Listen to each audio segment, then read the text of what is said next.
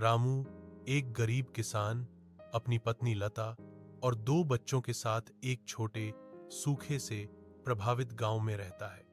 सूर्योदय से सूर्यास्त तक काम करने के बावजूद उसकी फटी सूखी भूमि मुश्किल से परिवार को खिलाने के लिए पर्याप्त उपज देती है।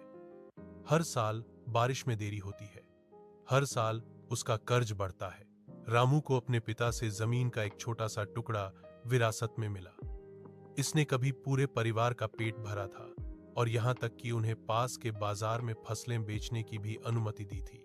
लेकिन अब कुआं सूख गया है और मौसम अब अनुमानित नहीं है। गांव ने उम्मीद खो दी है।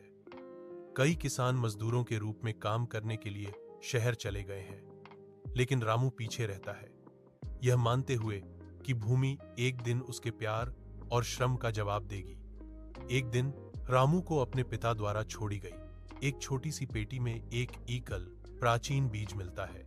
इसके साथ एक नोट में लिखा है, इस बीज ने एक बार हमारे गांव को खिलाया था। इसे तब बो जब सारी उम्मीद खो जाए। कोई अन्य विकल्प न होने पर रामू बीज बोता है। उसे घर के उपयोग से बचाए गए थोड़े से पानी से सींचता है और झुलसाने वाली धूप में रोजाना प्रार्थना करता है। उसके पड़ोसी उस पर हंसते हैं, उसे मूर्ख कहते हैं, लेकिन रामू रुकता नहीं है। उसके बच्चे उस पर विश्वास करते हैं, हालांकि वे कई रातें भूखे सोते हैं। हफ्ते गुजरते हैं, कुछ नहीं उगता। रामू उम्मीद खोने लगता है।